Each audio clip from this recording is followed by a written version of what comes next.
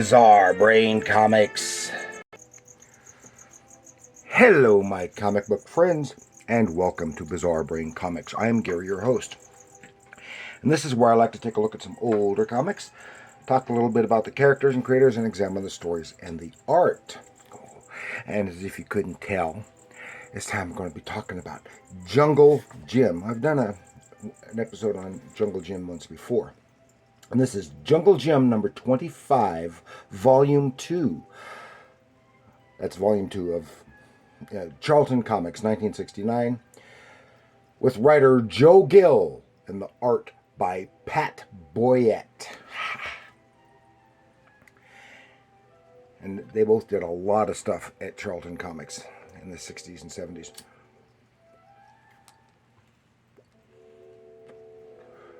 Remember, Joe Gill wrote for, at one time or another, for just about every comic that Charlton published during that time period. Was a very prolific writer, and he, together with Pat Boyette, they created the Peacemaker, who is now probably their most the best well-known character that they worked on, and they created him. Of course, now owned by DC, and they've had that popular appearance in a movie and a TV series and stuff like that. Of course, Pat Boyette also went on and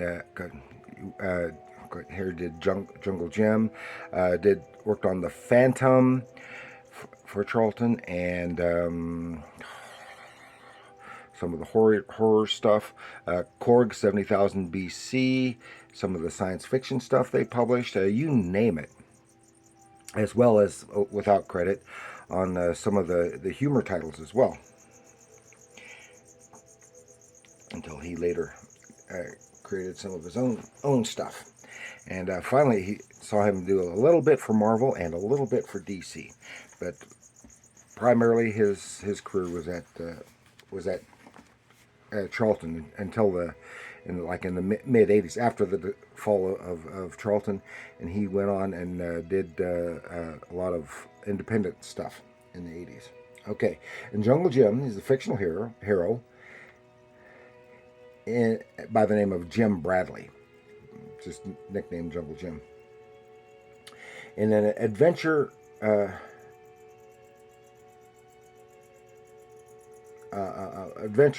in a variety of media depicting the jungle hero, starting in newspaper comic strips created by Don Moore and Alex Raymond in 1934.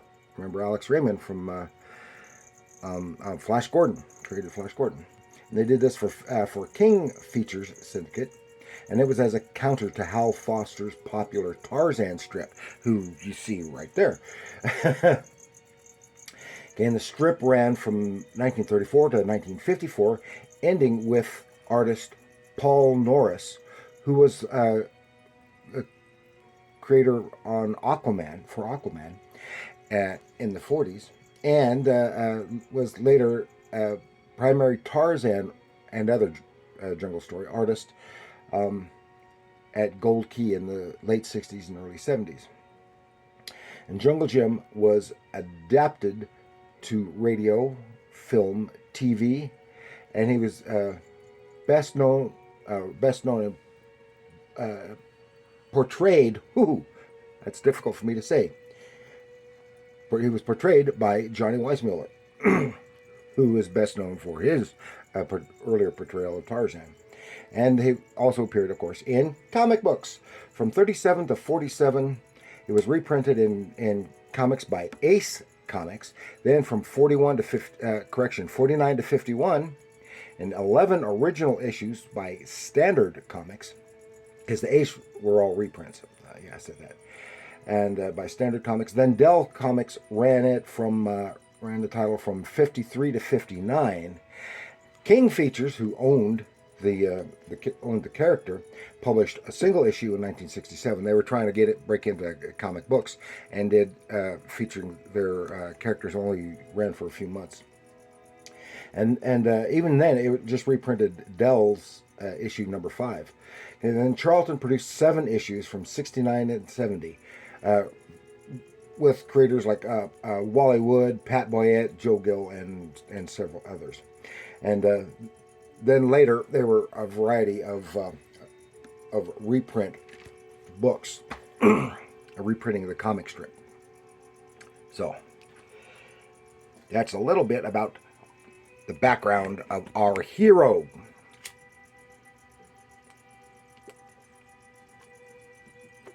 And those creators. So this is a fairly rough copy. You can see it's faded because they were known for using the cheapest. Charlton was cheap. They paid cheaper rates, lower rates to the creators, and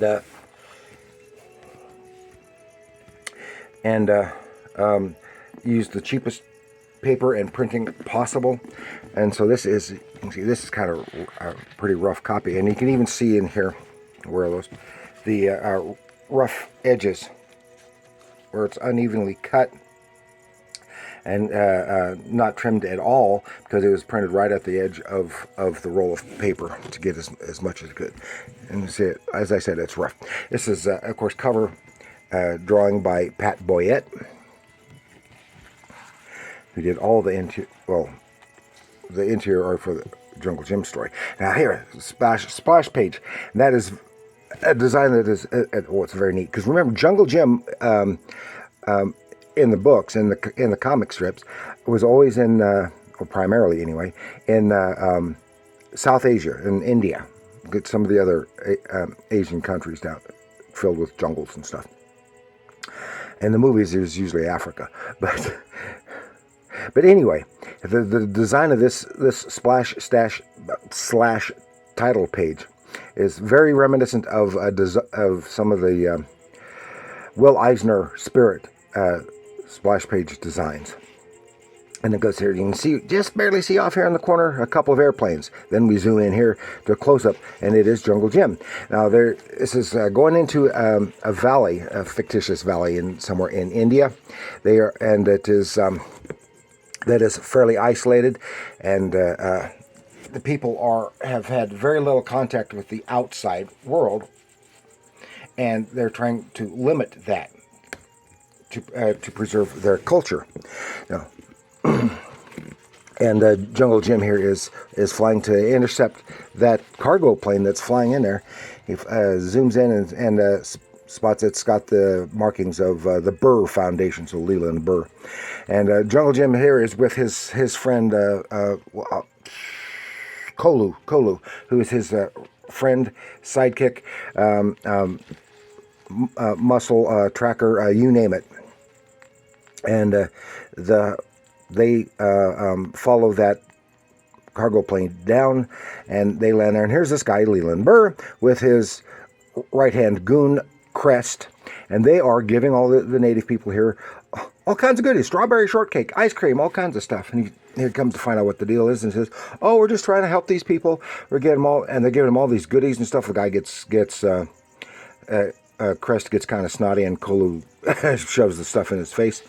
And since the people want the guy there, Kolu cleans his clock. Cleans that goon's clock, because he's supposed to be the biggest, toughest guy around, but Kolu just takes him down a peg. But then at gunpoint, they are forced to take off, because the people want them there, because they want all those goodies that this guy is bringing in. Now, this whole story could, whether it's intentional or not, is kind of like making a comment on Western culture with all the commercialization and all kinds of stuff. You should be able to see it. So they get at gunpoint. They get forced into their plane and take off. Say, well, they want them there. There's nothing we can do about it. They take off. Then they find out that the plane has been sabotaged. The oil is drained out.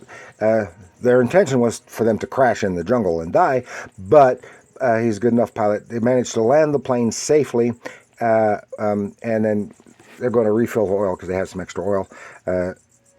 refill the oil so they can fly on out of there. But they were followed, helicopter from Burr, and they bombed the plane, so they're stuck in the jungle. There. That's part 2. And so, but they know that they got away. So they got out there with come on, Land Rover. That's what I'm trying to say. And just blasting it away in the jungle, in the areas where they think Jungle Jim is hiding. They stay undercover though, and they start heading back. Then they have to cut off the search because of the weather, storm. So it's a rainy season, but they're still out there on foot looking for him, and they have a couple of encounters here, and they almost get shot, dive off a cliff into the river, and to get away. Then they sneak up closer to one of the villages in the areas, because all these people, they know Jungle Jim and they're friends with him, but they're willing, for all the goodies that this guy brings, they're willing to take out Jungle Jim because he wants to stop him. And they has closed circuit television sets set in all the villages, and the people are sitting around. They're not doing their work, they're not farming, they're just watching the TV that he's broadcasting, some cartoons and various other things. And they're feeding them all kinds of candy, not realizing that it's going to be a bad result. They follow some of these bad guys to a sacred mounds. They're sacred to the people here. It's being guarded, and Crest bribes the guard with some candy, which happens to be drugs. So he passes out. They slip in, and then they set up a guard with a 50 caliber machine gun outside that place. So what's the deal? What is with these mounds? But before Jim can do anything, someone has snuck up behind him with a blowgun, takes him out. Then it has both Charlton and Gold Key would often have backup stories and put them somewhere in the middle. That's what they don't have. The Lamps of Doom. This is not really a story per se. It's just more or less a visual article about man-eating tigers in India. Then we're back to Jungle Jim. He's chained up inside the mound, and Burr is monologuing and revealing his whole evil scheme, because these mounds, which are sacred to these people, was built up using blue volcanic clay, and unbeknownst to these people, that is just full of diamonds, and he's there to steal all their diamonds, and all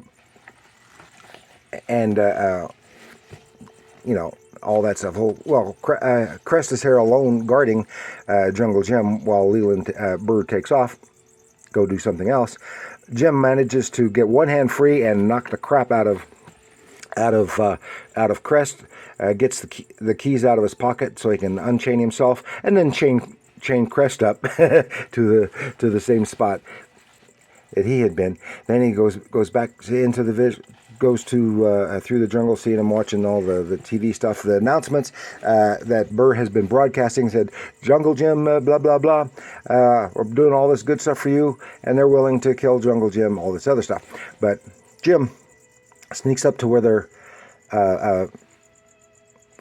filming and broadcasting to their TV camera, and he gets captured, and he walks up, he sees that, and he gets them to talking and monologuing again, said, and he says, you'll kill me, Burr, but you can give worthless gifts that will make warriors weak as old women. What do I care about them? What do I care about their stupid superstitions and sacred burial mounds? There are diamonds there, and I intend to have them. And I intend that the Ashuri have the truth about you. And now they know. What? Yes, he had turned on the TV camera, so it was broadcast to all the TV sets that he had put around in the valley, and they were coming to kill him because they heard all this bad stuff that he said about them and what he intended. So they snag him.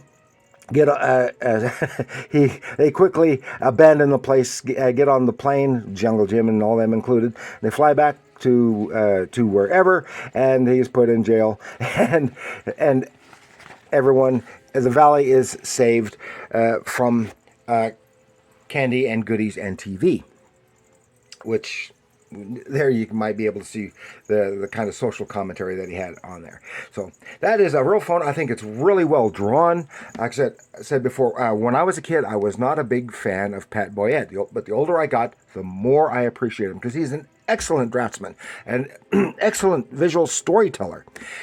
And he just was not as dynamic as most of the guys at Marvel or DC during that time period. So he's not as well known or as well appreciated. But I have grown to really, really like his artwork.